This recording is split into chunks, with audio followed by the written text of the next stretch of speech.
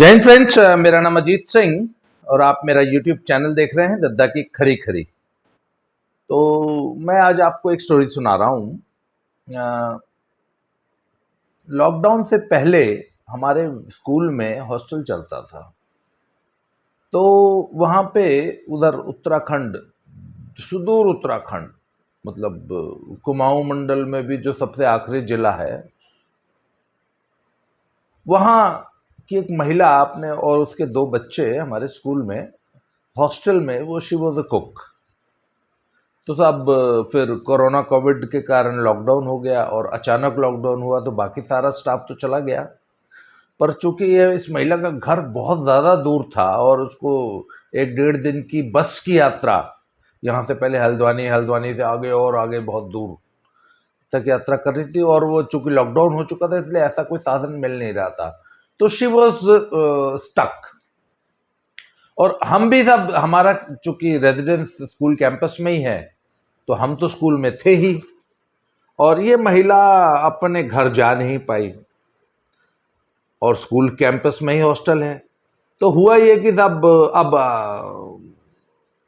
उसको school campus में रहना था, हम रह ही रहे थे, और चलिए उसी बहाने क्या हुआ कि हमें भी जो है इतनी लंबी बंदी छुट्टियों के कारण हमें भी एक हेल्प की ज़रूरत थी। तो तब वो हमारे यहाँ, मतलब घर पे जो हमारा रेजिडेंस था वहीं पे जो है वो उसके बच्चे दोनों और वो रहने लग गए अपने। तो हम लोग फिर, जब चूंकि एक ही किचन चलती थी, तो ये सिलसिला सब चला 3 4 महीने, 5 महीने तक। उसके बाद स्कूल्स वापस खुले नहीं, साल हो गया, 1.5 साल हो गया, 2 साल हो गया। तो फिर 1 साल तक तो वो हमारे साथ रहीं।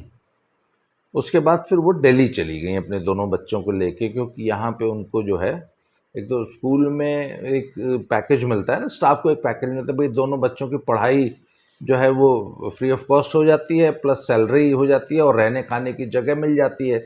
तो अगर सैलरी कम भी हो तो काम चल जाता है, अगर मार्केट से आधी भी सैलरी मिले तो भी वो पूरी की पूरी सैलरी बचती है। तो इस पैकेज पे वो काम कर रही थी, पर वो जब स्कूल बहुत लंबे समय तक नहीं खुले तो शी शिफ्टेड टू दिल्ली। और वहाँ पे एक फैमिली में वो एक फुल टाइम कुक की तरह और हेल्पिंग स्टाफ की तरह एक फैमिली में काम करने लगे। तो एक दिन ना उनका मुझे फ़ोन आया, ऐसे ही फ़ोन पे अक्सर बातचीत होती रहती थी, क्योंकि उनके दोनों बच्चे मुझसे काफ़ी घुले मिले थे और मैं पूरे लॉकडाउन में मैंने उसके दोनों बच्चों को बहुत कायदे से पढ़ाया था, क्योंकि मैं भी सारा दिन फ्री रहता था। उसके बच्चे तो I used to teach her kids, और उसके बच्चे मुझे आज भी फ़ोन करते हैं। तो एक दिन उन्होंने फ़ोन किया, तो उसने मुझे कहा कि सर, जब मैं आपके पास रही ना 2 3 साल, तो मेरे लाइफ में जो भी कुछ चल रहा था, तो उसमें मैं कभी आप लोगों की वैल्यू को समझ नहीं पाई। और पर जब मैं फिर दिल्ली आ गई तो मुझे समझ आया कि मतलब आप लोग क्या थे और अब मैं कैसे माहौल में, कैसे लोगों के बीच में रह रही हूँ। तो मैंने कहा मुझे कुछ बात समझ में नहीं आई, क्या हुआ। तो उसने मुझे बताया कि मैं यहाँ पे एक हस्बैंड वाइफ कपल हैं, दोनों वर्किंग हैं और उनका कोई बच्चा नहीं है, और जो है मैं उनके यहाँ एज अ कुक और एज अ हेल्पर उनके घर पे काम करती हूँ, और सुबह 6 7 बजे आ जाती हूँ, रात 8 9 बजे तक रहती हूँ। एक तरह से होल टाइमर हूँ मैं। तो मैं उनके लिए खाने बनाती हूँ सारे। उनके यहाँ अक्सर पार्टीज़ होती रहती हैं, तो पार्टीज़ का भी खाना मैं ही बनाती हूँ। हालांकि उन्होंने जो मुझे अपॉइंट किया था सिर्फ 2 लोगों का खाना बनाने के लिए किया था, पर ज़्यादा का भी बन जाए तो मुझे कोई फ़र्क नहीं पड़ता, ये उसने मुझे बताया। तो उसने कहा कि सर अच्छा मैं ये बता दूं कि मैंने, वो महिला मेरे साथ जो है स्कूल में 2 3 साल रही, और मेस में चूंकि हॉस्टल में खाना बनाती थी, हमारा भी खाना वो अक्सर बनाया करती थी। और मैं खुद एक बहुत अच्छा कुक हूँ, और कुक मैं सिर्फ अच्छा खाना नहीं बनाता हूँ, मैं लोगों को सिखाना जानता हूँ। मेरे अंदर सबसे बड़ी क्वालिटी है कि जो हुनर मेरे में है मैं वो किसी अन्य व्यक्ति को बहुत अच्छे से सिखा सकता हूँ। I am a good leader, I am a good teacher. तो मैंने ना उनको बहुत बेहतरीन भोजन बनाना सिखा दिया था। और वो क्या शानदार चिकन, मटन, पनीर इत्यादि की नॉन वेज, वेज सारी डिशेस, पराठे बनाने थे, शानदार पराठे, मतलब बहुत शानदार सब्जियां, मतलब बहुत अच्छी अच्छी डिशेस वो बनाना सीख गई थी। और 3 साल का पीरियड बहुत लंबा होता है। तो कहती कि मैं उनके यहाँ जब भी पार्टीज होती है तो मैं ही सारा वेज नॉन वेज वगैरह बनाती हूँ। अक्सर वो लोग भी नॉन वेज घर पे बनाते हैं। और एक बार उन्होंने, पहली बार हुआ था जब उन्होंने बाजार से मंगाया तो वो बहुत ही घटिया था। तो मैंने उनसे कहा कि आप बाजार से क्यों मंगाते हैं, इससे अच्छा तो बहुत अच्छा मैं बना देती हूँ। तो जब मैंने बनाया तो उनको बहुत ज़्यादा पसंद आया, तो वो अब वो मुझसे ही बनवाते हैं। खैर था। तो अब वो अपनी बात पे आई कि सर, पर कैन यू इमेजिन कि मैं सारा खाना बनाती हूँ, वेज नॉन वेज सब कुछ, पर इस फैमिली ने मुझे आज तक, और मैं यहीं इन्हीं के घर में खाना खाती हूँ, इस फैमिली ने मुझे आज तक मेरे बनाई हुई उन तमाम डिशेस में से एक पीस भी टेस्ट तक करने के लिए आज तक मुझे नहीं दिया। वो सड़ जाता है, कुत्ते भी नहीं खाते उसको, वो कूड़े में बेशक फेंक दिया जाए, but they have never offered me those food. अच्छा। कहते इसके अलावा घर में बहुत सारी मिठाइयाँ आती हैं, सब कुछ होता है, वो पड़ी पड़ी उसमें घर में कोई खाने वाला नहीं होता, उल्ली लग जाती है।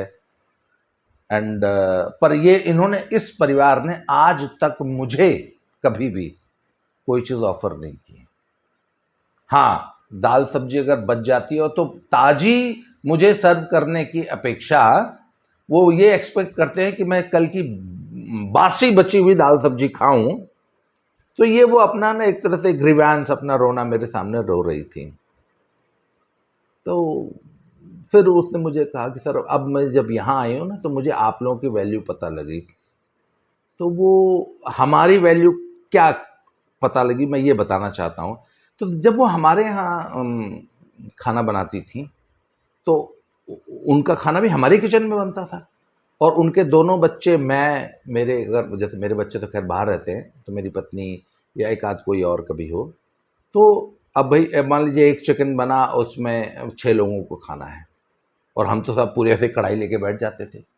तो मेरे घर का एक रूल है कि जो भोजन पकाने वाला है वो उस कढ़ाई में बचा हुआ नहीं खाएगा, या उसके लिए भी बचा दो, थोड़ा ग्रेवी कम लो, या ये पीस जो जिसने बनाया, जिसने भी बनाया है, या जो साथ बैठ के नहीं खा रहा है, जो बाद में खाएगा, उसके लिए बचा दो। हमारे यहां ये सिस्टम नहीं है। हम कहते हैं नो, जो नहीं खा रहा है हमारे साथ, उसके लिए पहले ही कटोरी में निकाल दो, वो फ्रेश बोल में निकाल के रख दीजिए, जो बचा है उसमें हम सब लोग खाएंगे।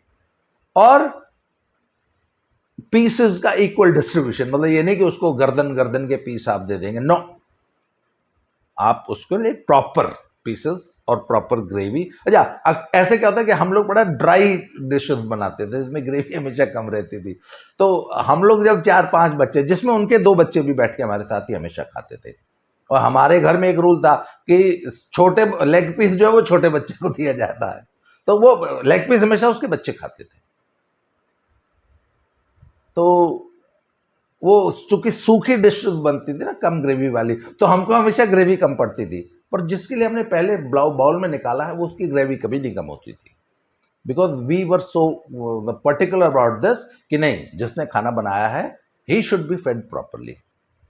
और इसके अलावा मिठाइयाँ, फ्रूट्स, और मेरे घर में तो वैसे भी आई एम डायबिटिक, और मेरी वाइफ जो है वो मिठाई बहुत ज़्यादा, हालांकि वो शौकीन तो बहुत ज़्यादा हैं, पर इधर उनका वज़न बढ़ने की वजह से वो कुछ मिठाइयाँ कम खाती हैं, या बहुत कम खाती हैं आजकल। तो मिठाइयाँ अक्सर जो आती रहती हैं, तो वो बच्चे खाते हैं या उनकी फैमिली ही खाती थी पूरी। तो हमने, अच्छा, दूसरी चीज़ है कि we made it the point कि उनके बच्चे हमेशा हमारे साथ बैठ के टेबल पे ही खाना खाते थे, and they used to get the best pieces of the dish. तो तब, अच्छा, ये चीज हमारे लिए रूटीन है, इसलिए हमने ना कभी इस चीज के लिए अपनी पीठ ठोकी, ना कभी खुद को इस चीज का बहुत बड़ा क्रेडिट दिया, क्योंकि हम ये कोई बहुत बड़ा काम नहीं कर रहे थे, नॉर्मल बातें हैं यार लाइफ की। पर जब उसने मुझे फोन किया तो मुझे इस बात का महत्व समझ में आया। अच्छा, तो मैं ना उसको, खैर मैंने समझाया कि चलो कोई बात नहीं, ये हर आदमी का अपना अपना नेचर होता है। अभी यार किसी कोई गरीब आदमी है बेचारा, तो उसको कैसे आप सुधार दोगे? तो ये नहीं, ये मानसिक दरिद्रता के लक्षण है। वो हमारे मेरे पिताजी एक बात कहा करते थे कि रईस होना और अमीर होने में बड़ा अंतर होता है। रईसी का आपकी जेब से संबंध नहीं होता कोई। अमीरी जो है वो जेब की होती है, रईसी दिलो दिमाग की होती है।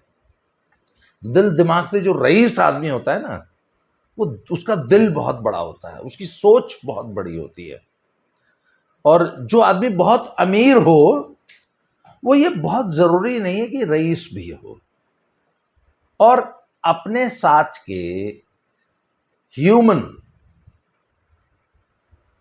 जो आपके साथ काम कर रहे हैं, जो आपके साथ दिन रात काम करने वाले लोग, जो आपकी सेवा कर रहे हैं, जो आपको इतना अच्छा भोजन पका के खिला रहे हैं, जो दिन रात आपके कंफर्ट्स का ध्यान रख रहे हैं, उनके कंफर्ट्स का, उनकी भावनाओं का, उनकी फीलिंग्स का, उनकी ज़रूरतों का भी ध्यान रखना भी तो आपका कर्तव्य है ना।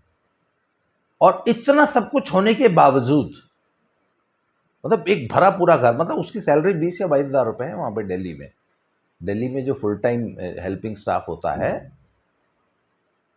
फुल टाइम, उसकी लगभग यही सैलरी होती है अच्छे एरियाज में। तो जो आदमी 20-22 हज़ार की कुक या हेल्पिंग स्टाफ अफोर्ड कर रहा है, हस्बैंड वाइफ दोनों, दे आर वेरी मतलब well placed in corporate world, परंतु उनकी सोच देखिए ना ऐसी है कि वो एक पीस मिठाई का, या एक पीस, उनके यहाँ जो मिठाई या जो खाना या जो नॉनवेज डिशेस उनके यहाँ पड़ी पड़ी फ्रिज में सड़ जा रही हैं, पर वो अपने स्टाफ को नहीं खाने को दे रहे हैं। तो सब ये जो है, ये क्या है? ये मानसिक दरिद्रता है। और ये it is a matter of education. ये संस्कार की समस्या भी है ये। और मैं ना अक्सर ऐसी वीडियोस बनाता हूँ, तो मैं कोशिश करता हूँ कि मैं इन टॉपिक्स में बात करके मेरे जो भी व्यूअर्स हैं उनको मैं कोशिश करता हूँ कि थोड़ी सी संस्कार पे भी बातचीत होनी चाहिए। और अपने हेल्पिंग स्टाफ को, या अपने स्टाफ को, या अपने साथ काम करने वाले लोगों को, अपने इर्द गिर्द रहने वाले लोगों को इक्वल ट्रीट करना, as a human being treat करना, उनसे मानवीय व्यवहार करना, मानवीय संवेदनाओं का पालन करना, उनका इन चीज़ों का ध्यान रखना, सब ये भी आदमी के एजुकेशन, आदमी के कैरेक्टर का हिस्सा होती हैं। और मुझे लगता है कि उसके फैमिली ने, या उसके जो इन दोनों हस्बैंड वाइफ का जो एजुकेशनल सिस्टम था, उन्होंने कभी इन लोगों को ना ये बेसिक बातें सिखाई नहीं गई। मैं आपको इसी में एक और बात, एक और किस्सा जोड़ता हूँ। जालंधर में एक महिला हैं, उनको मैं जानता हूँ, मैं उनके साथ काम करता था। वो एक बड़ी रईस, मैं अमीर फैमिली नहीं बोल रहा हूँ, एक बड़ी रईस फैमिली की बहू है। और उनकी स्टील रोलिंग मिल्स हैं जालंधर में, और बड़े पुराने रईस हैं वो जालंधर के। तो मैं उनके साथ बातचीत में, मैं उनके साथ लगभग 1 साल काम किया है। तो वो ना एक बात मुझे बताया करती थी, और वो अपने ड्राइवर्स को या अपने हेल्पिंग स्टाफ को, उनके यहाँ जो महाराज जी थे जो भोजन पकाते थे, वो बताती थी कि ये मेरी शादी से करीब 20 साल पहले से हैं। कहने का मतलब लगभग 40 साल से वो मेरे यहाँ, मेरे घर पे भोजन पकाते हैं। और उनका जो माली थे कोठी में, वो भी लगभग 30-40 साल पुराने थे। और उनके 2 ड्राइवर्स जो थे वो भी 20-30 साल, 40 साल पुराने थे।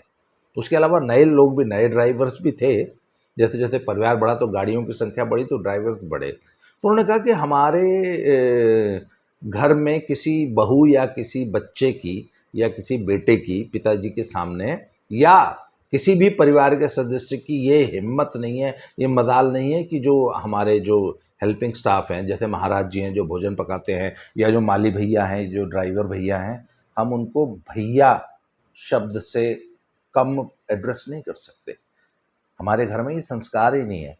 और हमारे बच्चे तो जो महाराज जी हैं उनके पैर छूते हैं। तो कहते हैं जब मैं नई नई बहू आई थी इस घर में, तो हमारे घर में एक संस्कार है कि उस सुबह उठ के जब भी पिताजी से पहली बार भेंट होती तो पिताजी और माताजी के पैर छू जाते थे। उसके बाद महाराज जी जब पहली बार जब मैं उनसे मिली तो मुझे ये मालूम नहीं था कि ये महाराज जी हैं, उम्र उनकी भी पिताजी के बराबर है, तो मैंने उनके पैर छुए। तो मेरे सास और ससुर को ये बात बहुत अच्छी लगी। खैर मुझे 2-3 दिन बाद या 1-2 दिन बाद पता चला कि अच्छा ये जो बुजुर्ग है ये महाराज जी हैं। और कहते पर इस बात को 20 साल हो चुके हैं और मेरा आज भी वो रूटीन शामिल है कि जब भी पिताजी और माताजी मिलते हैं तो सबसे पहले मैं उनके पैर छूती हूँ, और आज भी मैं महाराज जी के पैर छूती हूँ। और अक्सर महाराज जी हम बहुओं को डांट दिया करते हैं किसी बात पे, जैसे उनका जो हक है परिवार में और जो उनका परिवार में जो उनको जो सम्मान मिलता है उस सम्मान की बदौलत बड़े हक से वो हम लोग को डांट देते हैं कभी कभी। और आज तक हमारे किसी हेल्पिंग स्टाफ की बात का किसी ने बुरा नहीं माना है, और वो लोग हमको एकदम अपने बच्चों के तरह ट्रीट करते हैं और उसी अधिकार से ट्रीट करते हैं जो स्टेटस घर में ससुर जी का है वही उन महाराज जी का है, या वही उन माली का है, या वही उनका है जो 40 साल से परिवार में ड्राइवर है। और ये संस्कार पिता ने अपने बेटे और बहुओं को दिए और फिर वो नाती पोतों में भी आए हैं। तब दीज आर वैल्यूज। ये हमारा जो वैल्यू सिस्टम है ना, संस्कार देने का काम, और संस्कार देने का काम हमेशा बुजुर्गों का होता है। ये पंजाब में हमेशा जो है ना, ये हेल्पिंग स्टाफ जो होते हैं इनको ना पंजाब में काम वाली बोलते हैं। तो मैं हमेशा ना टोकता हूँ इसमें, व्हाट इज दिस, ये काम वाली क्या होता है? काम करना कोई इतनी बुरी चीज़ है क्या? What do you call it काम वाली? उसको नाम से बुलाओ। बच्चों को मैं बोलता हूँ उनको आंटी बुलाओ, दीदी बुलाओ। व्हाट इज दिस, काम वाली क्या होता है? नो, एड्रेस दम रिस्पेक्टफुली। तो साहब ये संस्कार की बात होती है, और ये संस्कार मैंने कहा ना ऊपर से नीचे ट्रांसफर होता है। उसी तरह आप हम मेरे एक और अंकल हैं, वो एक बात कहा करते हैं कि किसी आदमी की कितनी औकात है ये इस बात से पता लगती है कि उसका स्टाफ कितना पुराना है। ये वो बात कहा करते हैं। तो कहते हैं कि जिस आदमी का स्टाफ, जिस आदमी के काम करने वाले एम्प्लॉयज जितने ज्यादा पुराने हैं, इसका मतलब वो आदमी उतना गहरा है, वो आदमी उतना ठोस है, वो आदमी उतना अच्छा इंसान है, वो आदमी उतना अच्छा लीडर है, क्योंकि उसके पास उसका स्टाफ बहुत लंबे समय से टिका हुआ है। तो सब ये जो वैल्यू सिस्टम है ना, ये अपने बच्चों को देना, अपने परिवार को देना, ये हम पेरेंट्स का काम है। सोसाइटी में जो लीडर्स हैं उनका काम है। और मैं एक बात आपको और बताता हूँ। मैं ना अक्सर रेस्टोरेंट में हम लोग जब कभी खाना खाने जाते हैं तो सैटरडेज को आमतौर पे शाम को ना पूरी पूरी फैमिलीज आके बड़े बड़े टेबल्स पे वो बैठी होती हैं। तो मैं अक्सर देखता हूँ कि जो छोटे बच्चे हैं उनको संभालने के लिए हेल्पिंग स्टाफ भी साथ में आया होता है, और वो हेल्पिंग स्टाफ का हाव भाव, रंग ढंग, रंग रूप और उनके कपड़े पहनने के ढंग से लगता है कि वो हेल्पिंग स्टाफ है। तो मैंने कहा यार एक बात बताओ ना, रात को 9 बजे, 10 बजे, 11 बजे भी आपका हेल्पिंग स्टाफ आपके साथ आया, इसका मतलब वो होल टाइमर है, आपके घर पे ही रहता है। आप इतने रईस आदमी हो, आप करोड़पति आदमी हो, आप मर्सिडीज और ऑडी में रेस्टोरेंट में खाना खाने आए हो अपनी, पर आपकी इतनी औकात नहीं है कि आपके घर रहने वाली वो बच्ची जो आपकी बिटिया को संभाल रही है, आपके बच्चे को संभाल रही है, डाइनिंग टेबल पे बैठे बैठे भी उसको संभाल रही है, उसके लिए एक ऐसी ड्रेस आप खरीद दें कि देखने से वो पता न लगे कि वो हेल्पिंग स्टाफ है। ये मैं आपको अपने पर्सनल लाइफ का एक्सपीरियंस बताता हूँ। जिस महिला की मैं बात कर रहा था ना, जिन्होंने फ़ोन किया था, तो जब वो स्कूल बंद हो गया था तो वो स्कूल से हम लोग फिर कुछ दिनों के लिए अपने जालंधर वाले फ्लैट में शिफ्ट हो गए थे। तो वो फ्लैट में भी वो हमारे साथ रहती थी, उनके दोनों बच्चे। तो मेरी वाइफ ने एक बहुत स्ट्रिक्ट नियम बना रखा था। मैं उनका नाम जानबूझ के नहीं बोल रहा हूँ यहाँ पे। उन्होंने नियम बना रखा था कि घर में चाहे जैसे रह लो, पर फ्लैट से बाहर अगर कदम रखना तो इतना स्मार्टली ड्रेसअप होके निकलना कि किसी को पता नहीं लगना चाहिए कि तुम कौन हो। और वो 3 महीने हमारे साथ यहाँ जालंधर में रही, 4 महीने इस फ्लैट में। और ये बहुत ही अच्छी सोसाइटी है। और उन 4 महीनों में अब तक किसी को ये पता नहीं चला कि ये महिला कौन है, और सब लोग यही समझते थे कि she must be family. And we made it a point. अच्छा, हम हमेशा इस बात का ध्यान रखते थे कि तुम्हारे पास कौन से कपड़े हैं, और वो कभी बाहर निकलना होता तो मोनिका को बकायदा वो से प्रॉपरली ड्रेसअप होके दिखाती थी कि मैं चली जाऊं। बोले नहीं, टॉप चेंज कर, जीन्स चेंज कर। वो जीन्स टॉप पहनती थी जब बाहर निकलती थी। मतलब मोनिका ने स्पेशली उनको बोला कि जाओ प्रॉपरली बाल कटा के आओ, आईब्रोज बनवाओ अपने, प्रॉपर मेकअप करो, लिपस्टिक लगाओ, ये करो वो करो। मतलब you must look like family and you must not look like a helping staff, a made. तब ये संस्कार की बातें होती है। वाई आपकी हेल्पिंग स्टाफ, आपकी मेड सोशलाइज करते समय भी why should she look like a made? वो उसको आप वैसे क्यों ड्रेसअप करते हो कि उसको देखने से पता लगे कि वो मेड है? क्यों? उस बिचारी का अपना स्टैंडर्ड नहीं, तो आपका तो स्टैंडर्ड है ना। उसका स्टैंडर्ड इंप्रूव करना किसकी जिम्मेवारी है? आपकी जिम्मेवारी है। तो सब ये फिर मैंने कहा ना, this is a part of education. ये संस्कार देने की बात है, और ये संस्कार आपको अपने बच्चों को देना है। जो सोसाइटी के लीडर्स हैं उन्होंने सोसाइटी को देना है। इसलिए मैंने आज इस टॉपिक पे ये वीडियो बनाना ज़रूरी समझा, क्योंकि मुझे लगा कि ये मेरा काम है कि मैं अपने यूट्यूब चैनल के माध्यम से अपने दर्शकों से ये बात डिस्कस करूं। इस विषय में आपका क्या कहना है, आपकी क्या सोच है, ये कमेंट बॉक्स में लिखिए। और हम ऐसे ही अच्छे अच्छे विचारोत्तेजक, ऐसे ही मतलब समाज में बदलाव लाने वाले वीडियोस बनाते रहेंगे। आज के लिए इतना ही। बहुत बहुत धन्यवाद। अगले टॉपिक में फिर से मिलते हैं। Thank you very much.